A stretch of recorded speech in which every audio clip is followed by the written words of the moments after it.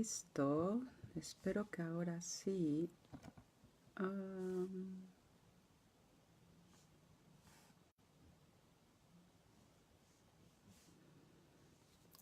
Dunia, Dunia, ¿estás aquí?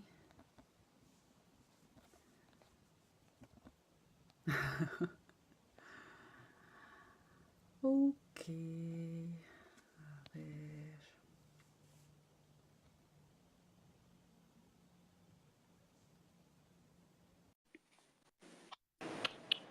Bien, perfecto.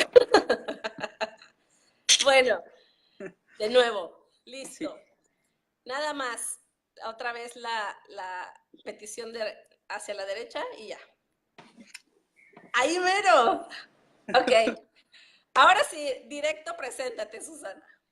Bueno, soy Susana García, soy mexicana, vivo en Escocia hace 4 años y medio y antes estuve viviendo en España porque me fui a hacer un máster en danza movimiento terapia. He trabajado toda mi vida en organizaciones de la sociedad civil, aunque he tenido algunas colaboraciones con otros espacios, y he trabajado en temas de derechos de las mujeres, básicamente toda mi vida profesional, y justo el trabajar en organizaciones de la sociedad civil, en organizaciones feministas y de derechos humanos, me ha llevado a buscar el camino de la psicoterapia como una forma de encontrar alternativas para ofrecer nuevas herramientas o herramientas más integrales al trabajo que se hacía en las organizaciones civiles. Y así es como me convierto en psicoterapeuta y bueno, estudié sociología en la universidad. Ya está. Ya está. A ver, empecemos a desentrañar. ¿Qué fue lo que te llevó concretamente a encontrar, buscar y encontrar la herramienta de la psicoterapia y del movimiento? Concretamente, ¿qué? Una de mis pacientes que había sido víctima de abuso sexual severo cuando era muy niña y después violación cuando era adolescente y era muy difícil para mí trabajar con ella. Permanentemente me sentía frustrada, sentía que no podíamos llegar a más y entonces, aunque ya había estudiado psicoterapia gestal y psicoterapia corporal, pensaba como necesito algo más. Y yo he bailado desde niña, ¿no? En diferentes cosas, con diferentes enfoques, pero el baile ha sido como algo muy adentro de mí, muy importante. Y encontré el máster, entonces pensé, esto es lo que necesito. Y me fui a hacer el máster justo buscando herramientas para esta chica en concreto, Ujú, ¿no? ujú.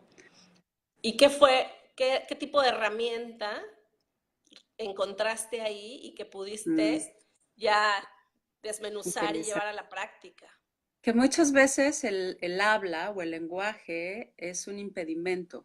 Muchas veces hablando nos atoramos o encontramos muchos recovecos. Nos conocemos muy bien y tenemos muchas máscaras y tenemos muchas formas de evadir.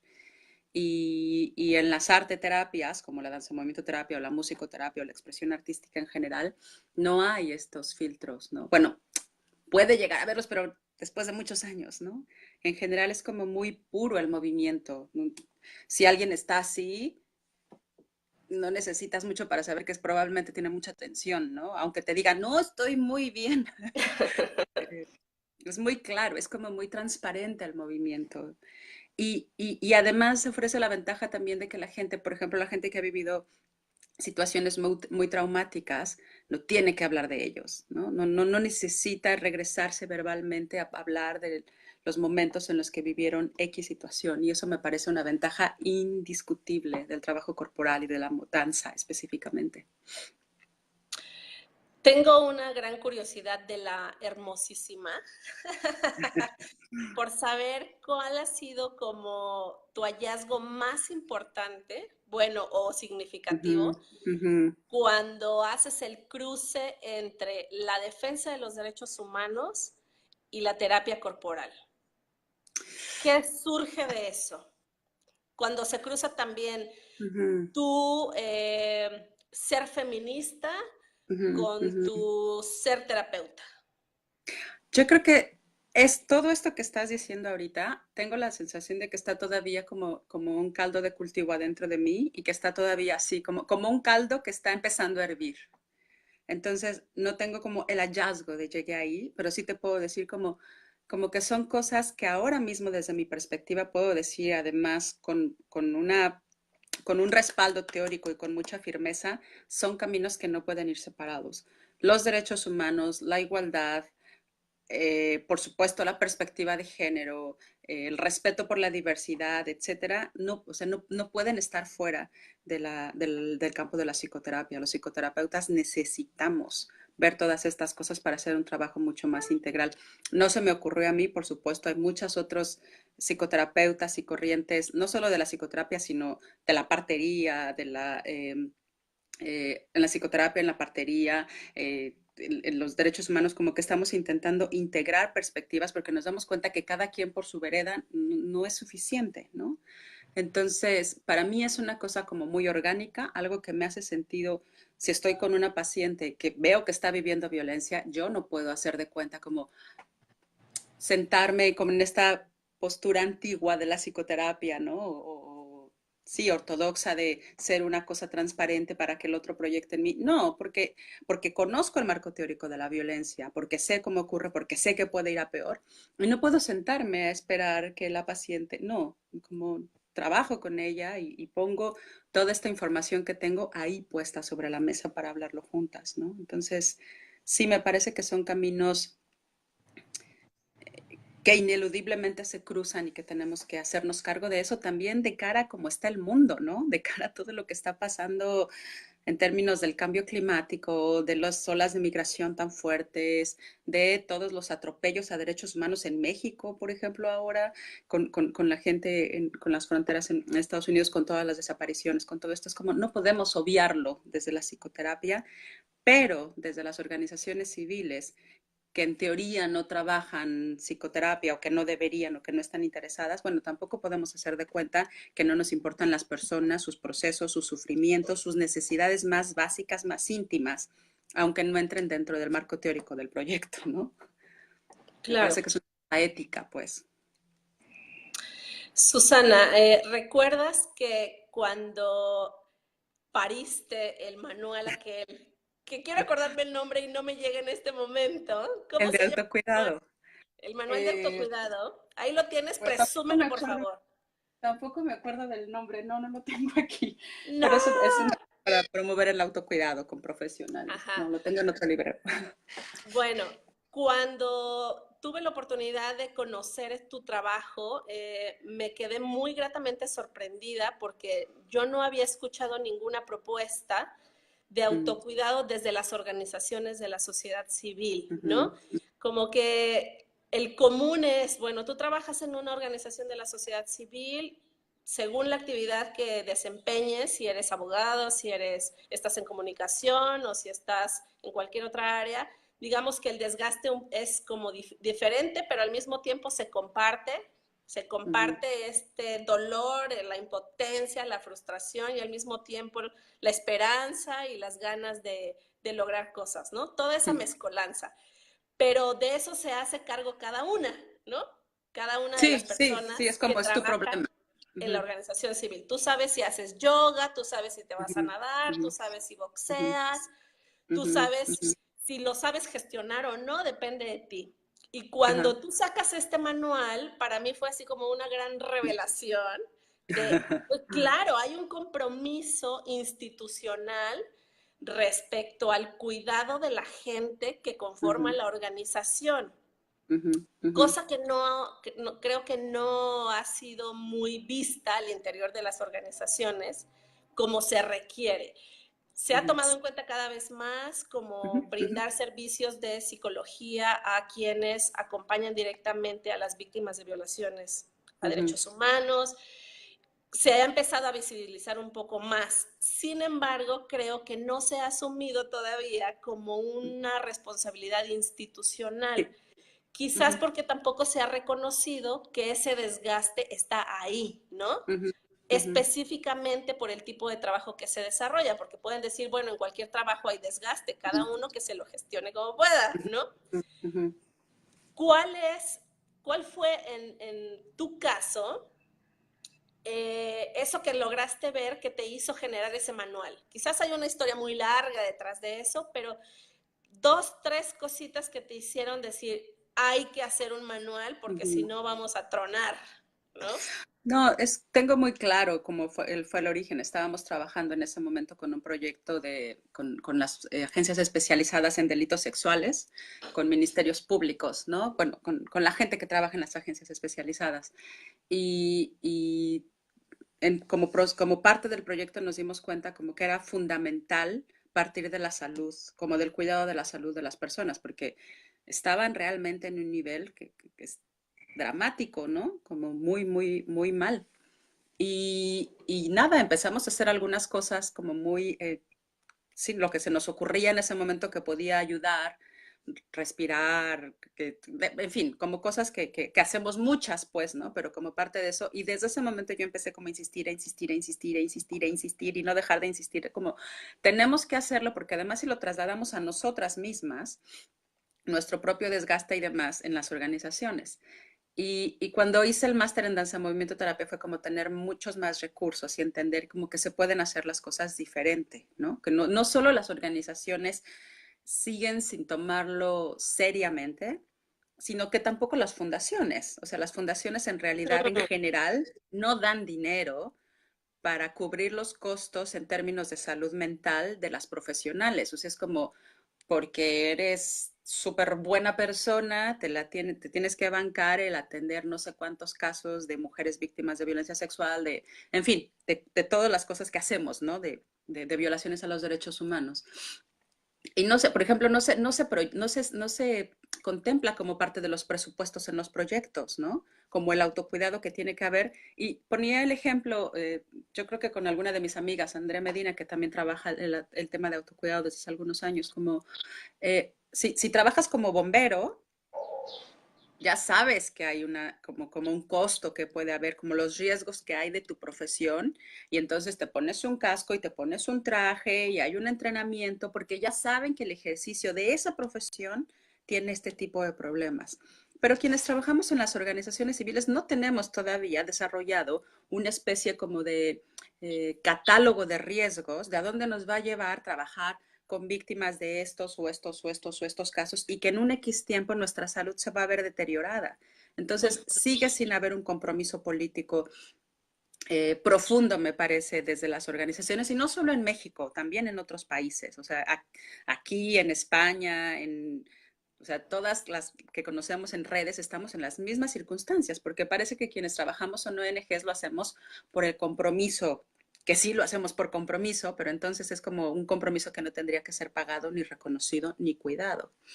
Eh, pero también me parece que cada vez más, o sea, el manual lo publicamos en 2014, si no me equivoco, aunque, bueno, se vino gestando como 2 años antes de la publicación. Y ahora, por ejemplo, hay como otras muchas cosas que se están haciendo desde la red de defensoras en México, donde está Ana María y donde hay muchas otras, y estaba un manual antes que habían publicado las de, ay, ¿cómo se llaman? Bueno, hay otras experiencias, pues, ¿no? Como, Las como de todas consorcio. Sí, pero antes de las de consorcio, y este fue un manual de del principios, de antes de 2010 o principios Ah, del caray, no. 2000, me voy a acordar. Pero, o sea, y en Estados Unidos también ha habido, hay como estas iniciativas que no es que sean algo nuevo, digamos. Lo muy interesante es que con todas estas iniciativas sigue sin considerarse, por ejemplo, dentro de la planeación de los proyectos, dentro del presupuesto, o que las financiadoras digan, vale, vamos a tener esta iniciativa para que la gente cuide de su salud, ¿no? O para tratar un poco de recuperar el desgaste que hay después de un X número de tiempo trabajando con casos o con mujeres. Pero bueno, me parece que es un camino al que hay que seguirle apostando, que aunque nos tardemos un poco Claro. más, eventualmente vamos a llegar a poder evaluar con más claridad cuál es el costo del trabajo que hacemos y se tendrá que considerar y contemplar dentro de las planeaciones, pues, ¿no? Ya. Dos argumentos así clave para convencer a las financiadoras, ¿cuáles serían? Yo creo que tenemos que hacer más evaluación seria. O sea, evaluación reconocida científicamente, lo pongo entre comillas, como evaluación, como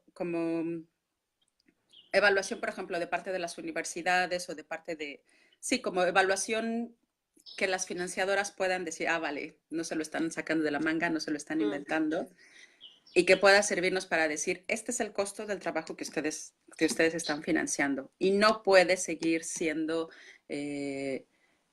solamente asumido por la salud de quienes, de las y los profesionales. Tiene que haber un compromiso ético de parte de las financiadoras para respaldarlo. A mí me parece que mientras más evidencia presentemos, evidencia seria, eh, tendrán que asumirlo, pues, ¿no? Y que también, o sea, me parece que ese es un argumento como la evidencia y por otro lado, convencernos a nosotras mismas dentro de las organizaciones que es necesario, ¿no? Porque en la medida que nosotras estemos convencidas seriamente, tendremos más fortaleza para sentarnos con las financiadoras y decirles, a ver, no pueden ser, o sea, no vamos a seguir haciendo un trabajo así, ¿no? Cuando el ¿Y costo qué es hace nuestra salud. falta? ¿Qué hace falta para que al interior nos convenzamos? Yo creo que hay como, a ver, yo creo que hay como muchas dinámicas internas que no nos ayudan nada. O sea, no nos ayuda la autoexplotación a la que nos sometemos, ¿no? O sea, no nos ayuda a decir, sí, no importa trabajar y mandar correos a las 2 de la mañana, no importa no trabajar, trabajar fines de semana, no importa no tener vacaciones, no importa. Debo seguirlo haciendo, puedo seguirlo haciendo porque tengo este compromiso súper ético. O sea, yo creo que primero hay que quitarnos como esta pretensión. Mm, Y yo creo que en el fondo diría como bajarle al ego. O sea, nuestro trabajo es muy importante, pero no es lo más importante del mundo, ¿no? Como ujú, y otras muchas cosas ujú. eh, tan importantes o más importantes que lo que hacemos nosotras. Y entonces muchas cosas pueden esperar y tendremos que entender que no nos alcanza el tiempo para hacer las 80 cosas que dijimos. Eh, no sé, cosas así me parece, como ir cambiando la lógica adentro porque sí, creo que hay muchos vicios también de querer hacer 50,000 proyectos aunque tengamos tres personas, querer convencer a las financiadoras porque estamos finalmente peleando por presupuestos, de que con 2 pesos menos que la de al lado voy a hacer tres cosas mejores, ¿no? Es como, y eso me parece que es muy difícil de quitar. Sumándole el asunto de poder y ego, sí, de querer ser las mejores, de brillar en todos lados, de tener las pasarelas, ahí bueno, en fin, la pasarela política. Uf. Sí. Susana, después de tantos años de trabajar en organizaciones civiles y ahora estar en otro ambiente físico incluso, de Sí. estar muy metida en el cuerpo, de estar muy metida en hacer que otros cuerpos se muevan y la gente vaya Mm. hacia sus cuerpos.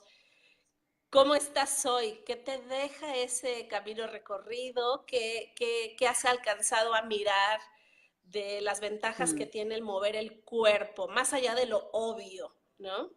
¿Qué viajes te ha dado? Yo he escrito en otros lugares y hoy lo decía, terminando la sesión que tenía hoy con mi grupo de psicoterapia en movimiento, que para mí la danza y el moverme y bailar me ha salvado muchas veces en mi vida. Sí, me ha salvado sí, de muchas cosas y en muchos sentidos, ¿no? Como siempre me permite regresar a mí, siempre me permite encontrar lo que realmente necesito, lo que realmente quiero, como encontrar las certezas cuando me siento extraviada. Y no estoy diciendo que sea un camino fácil porque no lo es, pero para mí es como la clave, ¿no? Sí, lo que me permite estar, así, en el amplio sentido que significa estar. Eh, entiendo que no es para toda la gente, pues, ¿no? Porque no creo en recetas eh, para todo mundo. Hay gente a la que realmente le cuesta muchísimo trabajo el Mm, contacto, el movimiento y demás. Pero para mí, o sea, me parece que mucha gente puede hacerlo y recién estoy como confirmando este asunto de que puede hacerlo cualquier persona. En la sesión de hoy, por ejemplo, yo me estuve moviendo mucho tiempo en el suelo y entonces me ocurría como, claro, la gente que tiene problemas con las rodillas o con los tobillos, que han llegado personas a decirme, es que no puedo bailar porque me acabo de fracturar el tobillo o no sé qué y no puedo. Es como, no, sí podemos, en el suelo podemos hacer un montón de cosas o sentadas podemos. Es como una herramienta que está a la mano de literalmente cada persona que tenga la disponibilidad de hacerlo, ¿no? Y además pienso, no sé, como parte de los argumentos es súper barato, no necesitas, Claro. necesitas un espacio, ¿no? Y ni siquiera un gran espacio, necesitas un espacio donde poder moverte y donde tener ganas de hacerlo, de bailar y de entregarte, de arriesgarte también, ¿no? Me parece, sí, pero yo, para mí es como, cada vez estoy más enamorada, pues, y veo además las caras, cómo les cambian las caras a las personas, cómo pueden empezar con una cara así como con el rígida, tensa, ¿no? Y después de una sesión es como, ¿no? Una, una chica que estaba viniendo conmigo a las sesiones el año pasado, que terminamos ya el ciclo, decía en una entrevista que le hice que para ella este tipo de trabajo es como sembrar semillas en un jardín y cosechas respeto, diversidad, igualdad, ¿no? Como justamente muchos de los derechos humanos, porque la gente de este grupo decía, somos todos diferentes, o sea, gente de España, de Portugal, de Nigeria, de Irán, de Eritrea, de Venezuela, de, no sé, así como súper diferentes contextos. Y este espacio de movimiento es un espacio donde todos somos iguales, donde no hay diferencias, donde no tienes que competir, donde no tienes que ganar, donde puedes hermanarte con otro.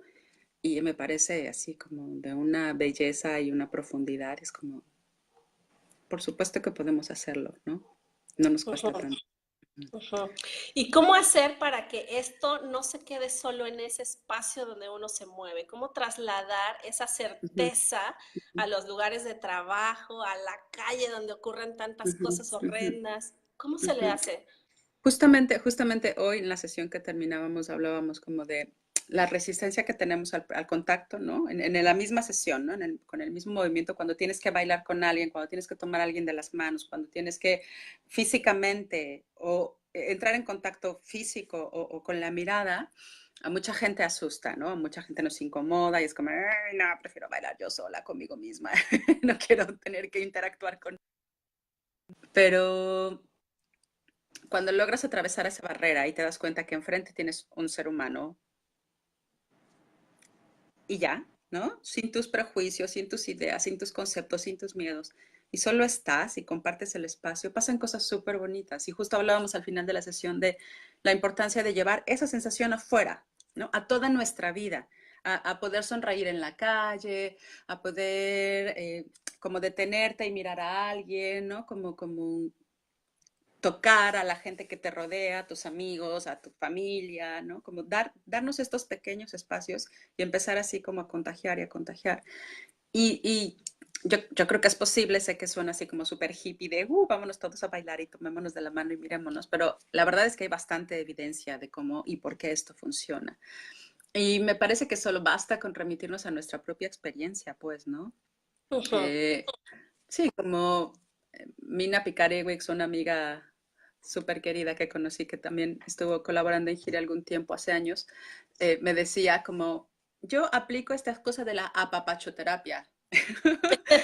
Y como va por el mundo sonriéndole a la gente, y tengo que decir que alguna vez presencié cómo hizo cambiar el humor, su disposición hizo cambiar el humor de una mujer en la estación de tren en Barcelona, con una mujer que estaba llena de calor, con este gesto y además con esta dureza que puede tener como culturalmente España, como... ¡Ugh!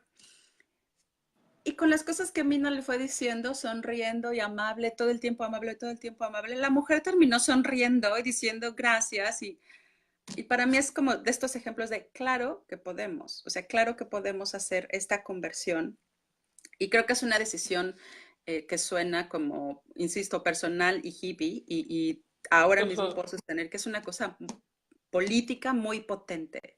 Si yo decido que quiero hacer este cambio y tener mejores relaciones alrededor y tener cercanía y tener contacto físico y poder establecer como una relación más amorosa, esto se contagia.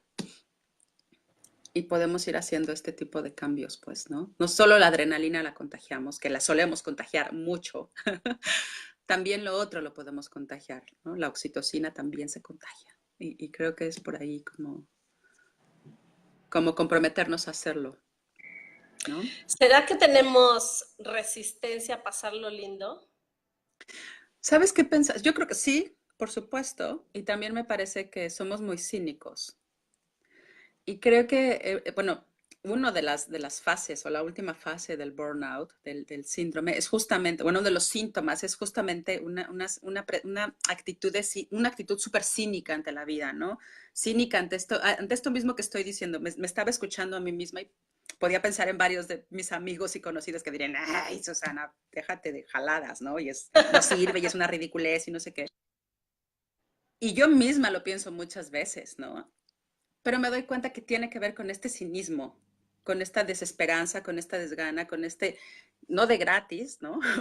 Porque también es, claro, Claro. producto de una cultura machista, capitalista, tan, pues sí, como tan jodida en muchos sentidos, pues claro que desarrollamos el cinismo como forma de sobrevivencia, pues, ¿no? Pero creo que si logramos hacer como entender que es una decisión, y revertirla y decidir ir haciendo estos cambios dentro de nuestra familia, con nuestra gente más próxima, en el trabajo, cuando caminamos, eso puede marcar la diferencia, ¿no? Hace unos días estaba de vacaciones en otro lugar y me sorprendió un montón que la gente no sonreía en la calle, ¿no? O sea, o sea, no hacía ningún tipo de contacto visual. Y donde estoy viviendo, en Glasgow, la verdad es que la gente es muy sonriente. Es una ciudad pequeña comparada con la Ciudad de México, pero es una ciudad bastante grande, me parece. Pero en general la gente sonríe y en la calle es fácil como establecer contacto visual. Y noté, por ejemplo, la diferencia en mi cuerpo y cómo estaba mucho más tensa allá, ¿no? Como Mm. sin esta, sin este, sin esta mirada de regreso que me hace saber que existo. Eh, y aquí, por fortuna, lo tengo, ¿no? Uf, Para mí es una prueba máxima. y no es poquito, Mm. ¿no? O sea, no es una cosa No, chiquita. ¿verdad? No, No, no, no. no, Hace la no, no, no. diferencia. Sí, o sea, me doy Susan, cuenta, o sea, esto, ir caminando en la calle, ¿no? Es como, o voy caminando así o voy así. claro, claro. Que a ver, pienso en la Ciudad de México y digo, pero es que no hay otra forma de caminar en la No. Ciudad de México, ¿no? Pero yo Ante creo que sí, eso, ¿qué se hace, no? Porque sí sigue sonando mm, como muy hippie en un sí, contexto como la Ciudad de México, ¿no? Dices, a ver, ubícate, ¿no? sí. Pero, ¿qué tal que no? Sí, es como, pues haz la prueba, ¿no? O sea, ¿qué es Claro. lo peor que te puede pasar? Que nadie te responde a la sonrisa. Bueno, sí, un poco jodido, sí. Pero eventualmente vas a encontrar a alguien que te sonría. Eventualmente. Y lo mismo en el espacio de trabajo, ¿no? Lo mismo con la familia. Es como, bueno, siempre podemos decidir hacernos la vida peor. Eso me parece claro. Siempre. O sea, ir de malas, ir rápido, ir gritándole al de al lado, ¿no? O no, podemos decidir a lo mejor arriesgarnos a hacerlo una o dos veces al día, a ver qué pasa. A ver qué Es- pasa, por curiosidad, sí, ¿no? exacto. ¿Qué es lo peor que nos puede pasar? Que nos respondan con otra sonrisa. ¡Qué horror! ¿No? ¿Y qué voy a hacer con eso luego? Tal vez tendré que hablarle. Susana, ¿de qué manera le invitarías al mundo a realizar su trabajo sin quemarse? Dedíquese a lo que se dedique. Ajá. ¿Cuál es la clave para no quemarse? Porque puede ser que nosotros estamos moviéndonos por un compromiso tan comprometido, aunque suene redundante, que nos Ujú, olvidamos de que hay límites, ¿no? mm, mm. Y cómo identificar los límites y por qué conviene hacerlo, ¿no? Porque puede haber gente que aguante muchísimo y nunca le haya pasado Sí, absolutamente sí, nada, ¿no? sí, sí, sí. Bueno, parte de mi cinismo diría, no sé si no les ha pasado nada. así, Ok. pondría casi la Entre mano al fuego y comillas. decir, vamos a sentarnos a Ujú, evaluar los diferentes aspectos de tu vida, a ver si es cierto que no te ha pasado nada. ujú, Pero eh, es que la primera respuesta que se me vino a la mente fue lo que he aprendido con uno de mis maestros, que es Claudio Naranjo, ¿no? Como es un asunto de ego, pues. O sea, es como, primero entiende que no eres tan importante. O sea, da igual quién seas, ¿no? No eres tan importante. Tu trabajo ujú. no va a cambiar el mundo. Lo siento si alguien piensa que sí, pero no. O sea, el trabajo de cada quien puede contribuir un poquito a que el mundo y la vida sean mejores. De eso estoy convencida.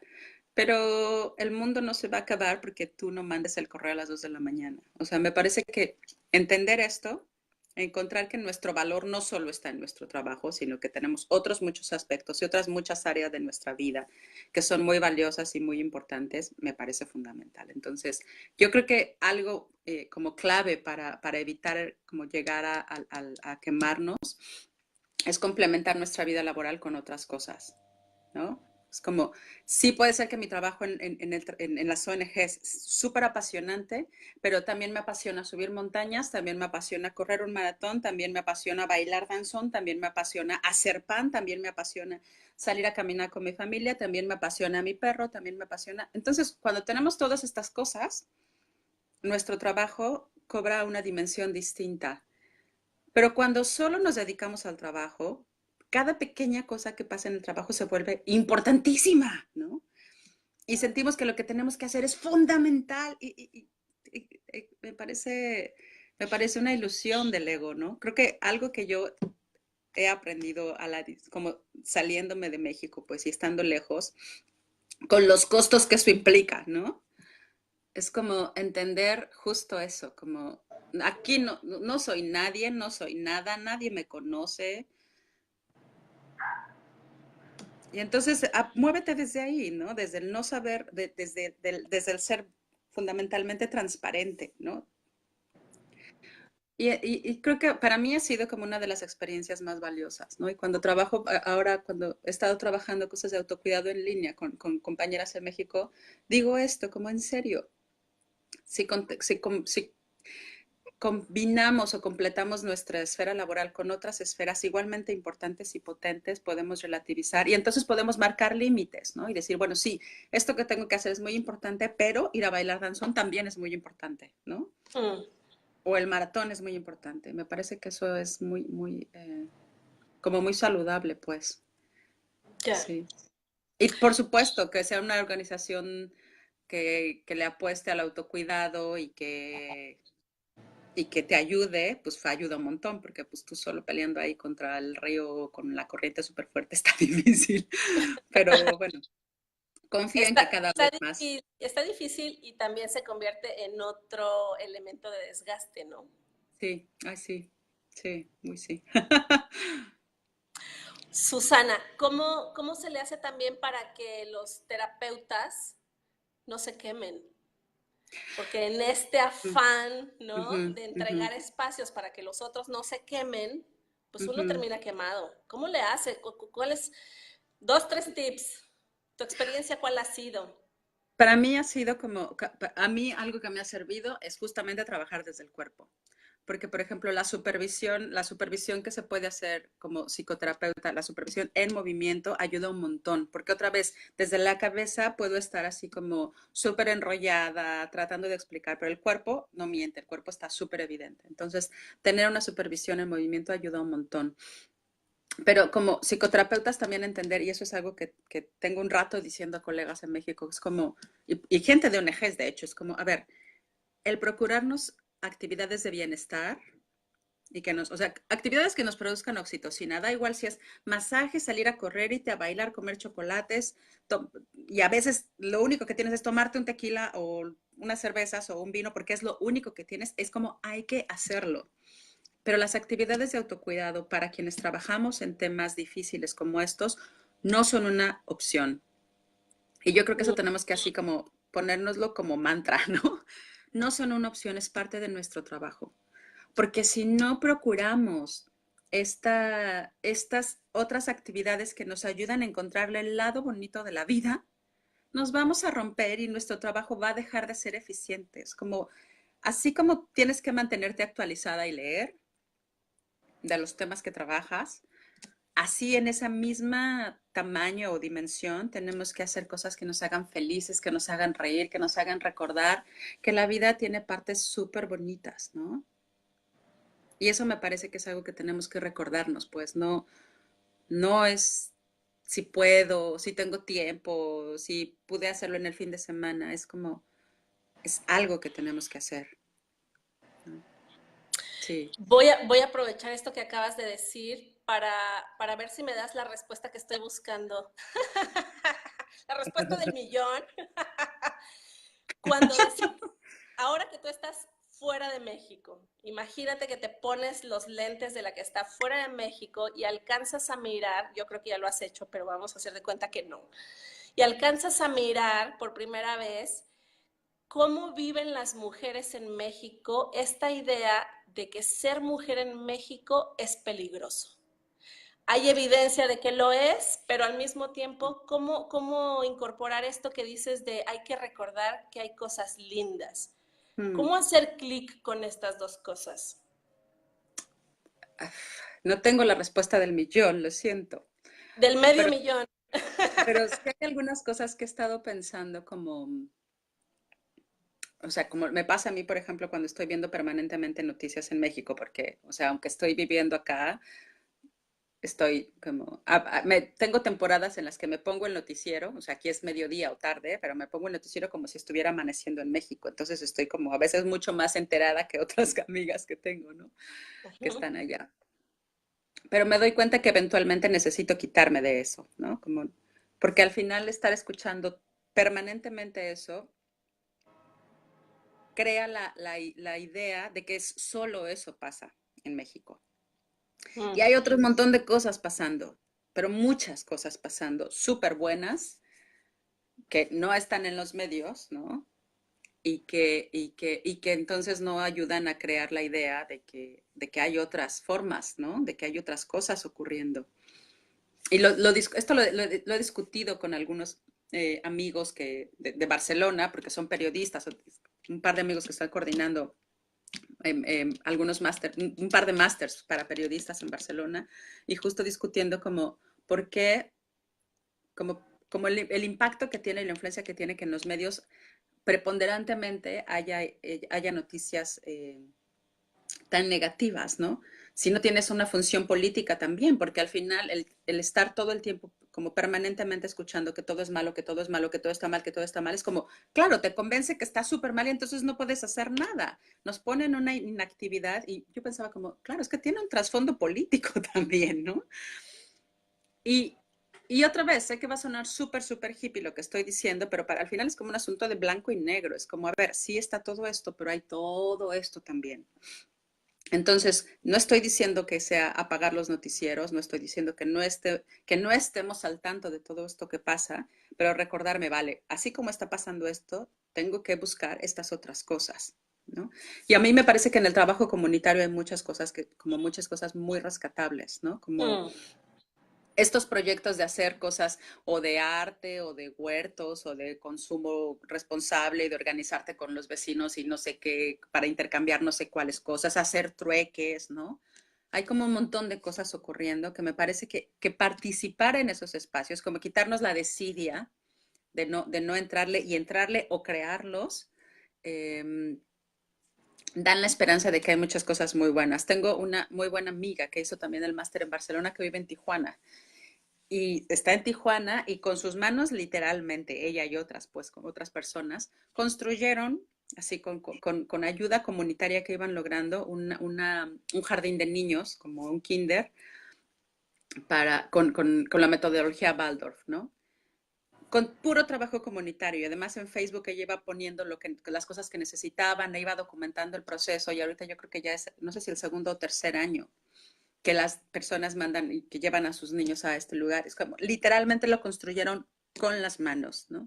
Y ahorita está trabajando súper fuerte en dar apoyo a migrantes que están en la frontera, a los que están regresando y como encontrándoles trabajo y todo eso. Entonces, ver el trabajo que hace Usune a mí me hace pensar, hay un montón de trabajo que hacer, hay muchas cosas posibles Y en este tipo de iniciativas podemos encontrar el camino para entender que no todo está mal, ¿no? Que hay un montón de cosas muy buenas que ocurren en México y que hay que voltear a verlas, que es también es como medida de seguridad o de sobrevivencia en un ambiente tan hostil, como voltear a ver esas cosas, comprometernos a verlas y hacernos partícipes de estos proyectos, ¿no? Porque ahí es donde se teje la solidaridad, el intercambio, las cosas que nos permiten ir viviendo, pues, me parece. No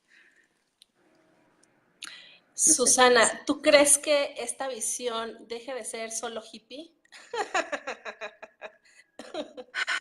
¿O qué Yo, nos o sea, importa que se vea como hippie total? lo que a mí me preocupa de esto es que justamente gana la perspectiva más cínica, ¿no? Es como de, ah, estas cosas no se pueden, entonces mejor nos sentamos a seguirnos regodeando en lo jodido que está todo. Eh, y me parece que eso no funciona. O sea, eso hasta donde yo tengo entendido y la evidencia que tengo no hace feliz a nadie.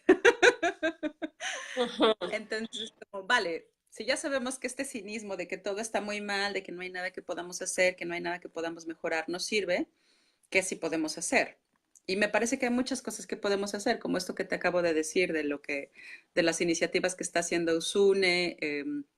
Hace años que estaba de visita en México, en algunas de las veces me chuté toda la temporada que había en Canal 22 de un proyecto que hicieron con música con niños de diferentes comunidades indígenas, que fue una preciosidad de trabajo. Seguramente tendrá muchas críticas y todo lo no visto en las pantallas, o sea, ya lo sé, ¿no? No hay proyecto perfecto, pero este tipo de iniciativas era como, yo estaba como, "Ah, tendría que hacérsele más difusión a esto. Ujú. Es un trabajo tan bonito como eso. Entonces, lo que me parece, creo que mi inquietud de transmitir esto es como, si dejamos que nos siga ganando el cinismo, ya sabemos a dónde nos lleva, ¿no? Y yo por lo menos no tengo ganas de dejarme llevar ahí, porque en el cinismo no tengo ganas de hacer nada. Y cuando encuentro pequeñas luces de esperanza, es posible hacer cosas, me siento mucho más reconciliada con la vida, ¿no? Y con ser humano o persona. Sí. Ujú, ujú. ¿Qué te parece si cerramos la conversación recordándole al mundo que se puede, concretamente en el campo de los derechos humanos, promover y defender los derechos humanos sin dejar el hígado en la banqueta, sin dejar los pulmones, sin dejar la sonrisa, sin dejar de sonreír, ¿no? Porque bueno, Sí. normalmente aquello de lo que se habla cuando se hace defensa de los derechos humanos, pues es de cosa muy jodida, ¿no? Y parece imposible que tú estés haciendo un trabajo de defensa de derechos humanos y sigas sonriendo, ¿verdad? Es como, hasta sería como incongruente, parecería, ¿no? Hay que hacer defensa de derechos humanos así como oh, estresado, con el periné Enojada. apretado, con el estómago así, todo hecho trizas todo el tiempo, porque no puedes estar feliz porque de lo que estás hablando es una cosa muy jodida. ¿Cómo puedes sonreír? Dile al mundo que sí se puede y que no es ser incongruente y que no es no tomar en serio el trabajo. Esto se lo aprendí a Pilar Muriedas hace muchos años, cuando estábamos en todo el proceso de despenalización del aborto en la Ciudad de México. Y fue porque alguna vez, una de las muchas veces en las actividades que hicimos, un grupo de súper jóvenes, chicas muy, muy jóvenes, supongo que adolescentes o por ahí, de Provida, nos estaban gritando, ¡asesinas! ¿No? Y entonces, claro, yo también estaba mucho más joven en ese entonces y era así como, ¡ah! ¿No? Y me acuerdo que a Pilar, en alguna de las muchas veces que nos gritaron asesinas, la Pilar se puso así como, le tocó mucho. No, no recuerdo si lloró o no, pero estaba cerca de, ¿no? Que eso me impresionó mucho. Y que decía como no es justo, ¿no? Como no es justo. Lo que estamos haciendo nosotras es para que ellas también tengan la posibilidad de interrumpir un embarazo si no quieren ser madres, ¿no? Y fue a partir de esto que yo le pregunté, ni siquiera sé qué le pregunté sobre, no sé, no sé qué le pregunté, pero me acuerdo que ella me dijo algo como de, como no, yo no he vivido violencia o no, como no había pasado grandes traumas o grandes dificultades, un poco la moraleja iba por allí, pero quería que muchas tuvieran una vida como tan buena como la que ella ha tenido, ¿no? Así como, me refiero a como tan gozosa.